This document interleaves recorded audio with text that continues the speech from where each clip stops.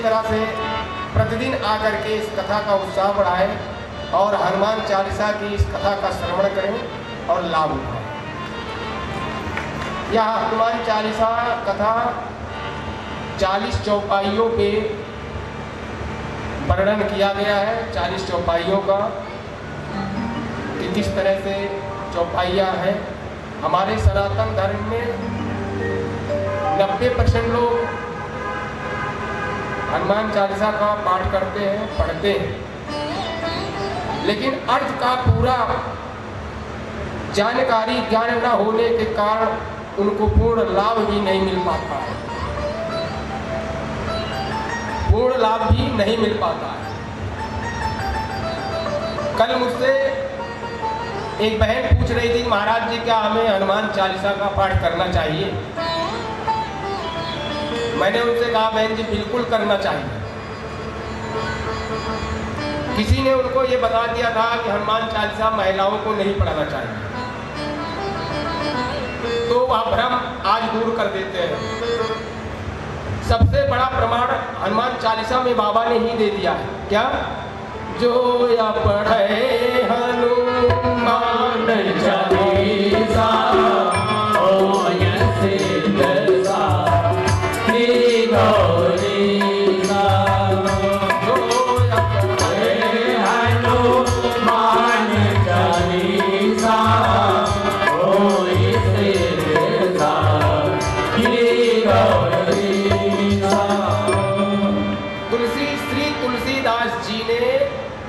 स्वयं लिखा।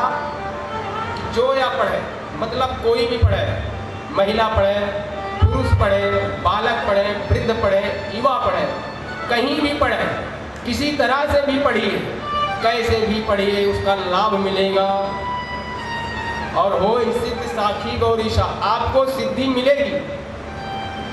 मनोकामना सिद्ध नर पावा, आपको सिद्धि मिलेगी। क्यों मिलेगी? क्योंकि इसकी गवाही भगवान शंकर स्वयं भर रहे हैं।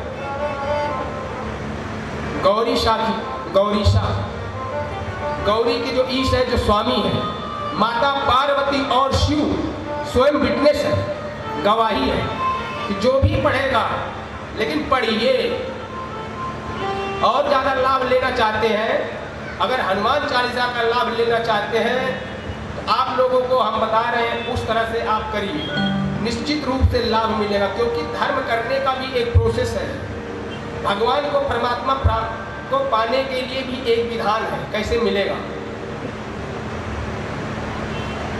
हनुमान जी का 40 चौपाई, इन चौपाई को आप रात को 8 बजे के बाद पढ़िए।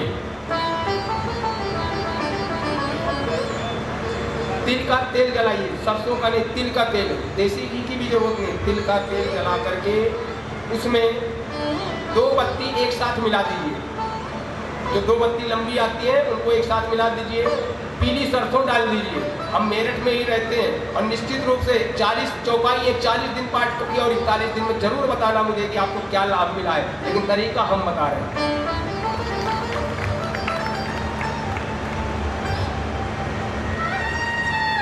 40 चौपाई 40 दिन पढ़िए, 41वें दिन लाभ मिलेगा। अब 2 बत्ती एक साथ क्यों करना है? साइंटिफिक 2 बत्ती इसलिए करना है, बिना अर्थ के फेस नहीं आएगा। आएगा?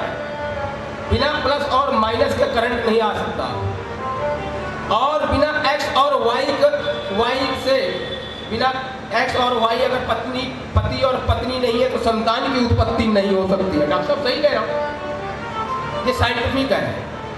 और कुछ लोग हैं कटिया लगा लेते हैं, जो कटिया लगाओगे तो फ्लैक्चुएशन होगा, और अगर कनेक्शन ले लोगे तो उतने ही वाट जाएगा जितने वाट की आपको एनर्जी की जरूरत होगी। नहीं तो आपने, लोगों ने, सबने सुना, कोई पूजा करते करते बोले पागल हो गए। लोग बोलते हम तो लगे हुए हैं, बहुत पूजा कर रहे हैं, हमें सफलता नहीं मिल रही है, हमारे कार्य सिद्ध नहीं हो रहे। क्यों सिद्ध नहीं हो रहे हैं? वो इसीलिए सिद्ध नहीं हो रहा है कि हम उसे तरीके से नहीं कर रहे हैं। मन, मंत्र और मुद्रा किसी भी अवस्था में, किसी भी समय व्यक्ति किसी न किसी मुद्रा में में जरूर रहता है, लेकिन उस मुद्रा का ध्यान होना चाहिए। चलिए, अगर आप लोग हनुमान जी की मुद्रा नहीं लगाते, नहीं भी लगाते हैं, तो हनुमान जी की मुद्रा ये होती है कि दोनों ऐसे हाथ किए, दोनों अंगूठा ऐसे किए, और दोनों अंगूठे के ऊपर ये 2 उंगली, और ये बच्ची इनको जोड़ दिया और ऐसे बना लिया। देखिए ऐसे, ये हनुमान मुद्रा है। और इसी को अगर हम ऐसे कर देंगे तो ये शक्ति मुद्रा है। तो मन और मंत्र और मुद्रा, इस मुद्रा को लगा करके कहाँ लगाना? हार्ट चक्रा, मतलब यहाँ पे, जहाँ पे हृदय पे लगाना है, यहाँ पे। आप पाठ करिए 8 बजे के बाद, एक बार में 3 पाठ करिए, तब उठिए। 24 घंटे में यदि आपने 24 मिनट भी उस ईश्वर के लिए निकाल लिया तो आपका कल्याण होने से कोई भी नहीं रोक सकता है। इस संसार में कल्याण होगा ही होगा। क्यों? और ऐसा कोई मंत्र नहीं, मुझे नहीं पता, हो सकता है हो, बहुत से सारे ज्ञानी हैं धरती पे, मैं बहुत बड़ा ज्ञानी नहीं हूँ, लेकिन जो मुझे पता है, केवल हनुमान चालीसा में गौरी और गौरीशा, पार्वती, माता पार्वती और शिव गारंटी ले रहे हैं कि जो यह पढ़ेगा उसको यह प्राप्त होगा निश्चित रूप से। तो ईश्वर है, ईश्वर में ई पहले आती है। जब ई पहले आ रहा है, इकार हो गया, और वो शाश्वत है, जो अनंत है, आदि है, अविनाशी है, वन वाले श्रेष्ठ होता है, जो सबसे श्रेष्ठ है, सत्यम शिवम सुंदरम जो है, वो उन शिव की हम बात कर रहे हैं। वह शिव और पार्वती ने गारंटी ली है कि आपको निश्चित रूप से फल मिलेगा। श्री तुलसीदास जी लिखते हैं, और गुरु से ही वंदना करके हर कार्य शुरू होता है, तो हम भी गुरु से ही वंदना कर रहे हैं। क्या? हे गुरुदेव प्रणाम आपके चरणों में, हे गुरुदेव प्रणाम आपके चरणों में, सारा तीरथ धाम आपके चरणों में, हे गुरुदेव प्रणाम आपके चरणों में, सारे तीरथ धाम आपके चरणों में, हे गुरुदेव प्रणाम आपके चरणों में, चरणों में, सारे तीरथ धाम आपके चरणों में।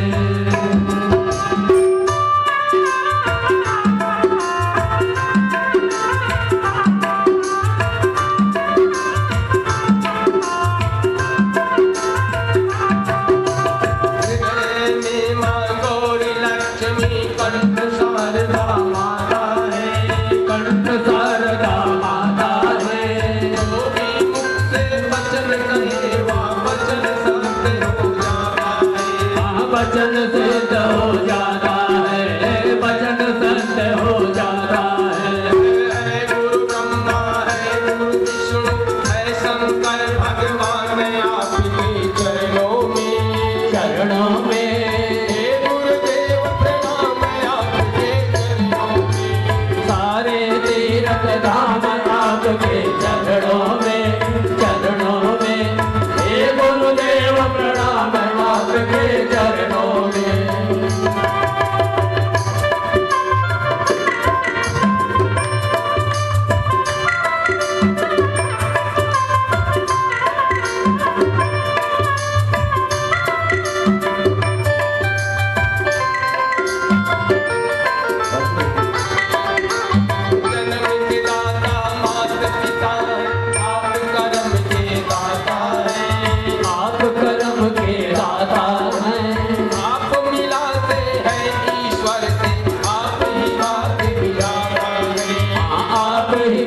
विधाता है, जिया मन को रोगी तन को मिलता है आराम आपके चरणों में, चरणों में, हे गुरुदेव आपके चरणों में, सारे तीरथ धाम आपके चरणों में, चरणों में, हे गुरुदेव प्रणाम आपके चरणों में।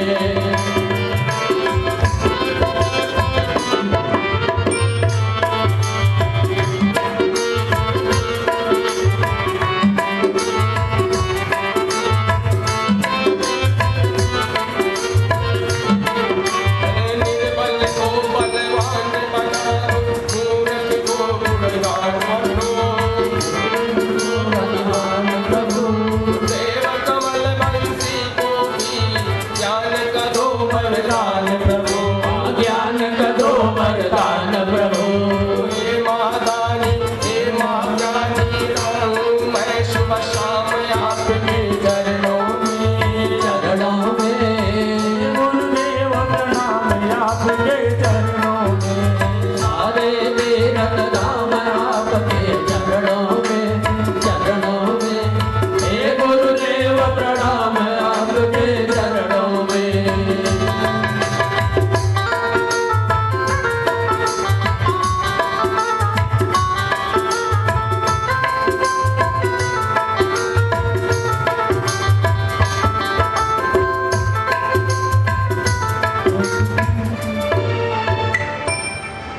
कल आप लोगों ने सुना श्री राम के यश का वर्णन, रज का वर्णन, गुरु का वर्णन।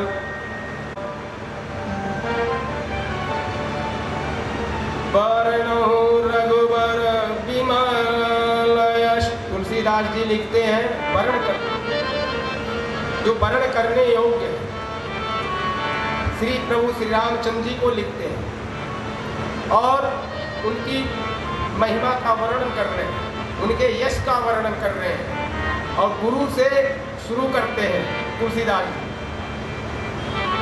श्री हनुमान चालीसा को गुरु वंदना से शुरू किया और गुरु वंदना में ही ले जाकर के उन्होंने इसे समापन किया। और गुरु वंदना में समापन कैसे किया?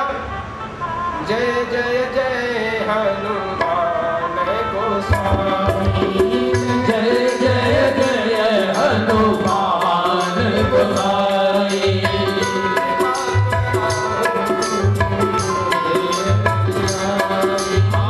कृपा करहु गुरुदेव की नाई। जय जय हनुमान गोसाई। कृपा करहु गुरुदेव की नाई।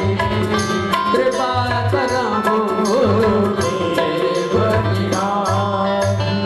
और तुलसीदास जी शुरू में भी लिखते हैं श्री गुरु चरण सरोज राजा, निज मन मुकुर सुधारी। वरनौ रघुवरा विमल जस, जो दायक पद चारि। बुद्धिहीन तनु जानिके, सुमिरो पवन कुमार। बल बुद्धि विद्या देहु मोहि, हरहु कलेश विकार। श्री तुलसीदास जी श्री रामचंद्र के यश का वर्णन कर रहे हैं और भगवान ने, श्री कृष्ण ने गीता में कहा कि यज्ञ, हवन, पूजा पाठ का फल किस प्रकार से मिलेगा, वही श्री तुलसीदास जी ने हनुमान चालीसा में दर्शाया है और बताया है। कैसे मिलेगा? भगवान ने, श्री कृष्ण ने गीता में कहा अनाश्रितम कर्मम फलम कार्यम कर्म करोति यः, सा सन्यासी चा योगी चा अग्नि चा चाक्रिया। आप सकाम भाव से नहीं, निष्काम भाव से ईश्वर का भजन करेंगे तो आपको निश्चित रूप से ही फल मिलेगा। विकार रहित होकर अपने शरीर से विकारों को निकाल दे, निर्विकार हो जाइए। और जब मनुष्य सकाम होता है तो परमात्मा निष्काम हो जाता है, निष्काम भाव से। और भक्त जब निष्काम हो जाता है तो परमात्मा सकाम भाव से होकर के उसे देने के लिए तैयार हो जाते हैं। इसलिए बिना फल के कर्म करना चाहिए, फल की इच्छा से कर्म नहीं करना चाहिए। भगवान कृष्ण कहते हैं यदि फल की इच्छा से कर्म करता है तो चाहे वो योगी हो या सन्यासी हो, तो वह किया हुआ कर्म निष्फल हो जाता है, उससे कोई भी फल प्राप्त नहीं होता। इसीलिए आप कर्म करिए, कर्म अकर्म और विकर्म, कर्म अकर्म और विकर्म। कर्म कैसे होना चाहिए? जो आत्म कल्याण, जन कल्याण, लोक कल्याण, समाज के कल्याण के हितार्थ के लिए हो, ऐसा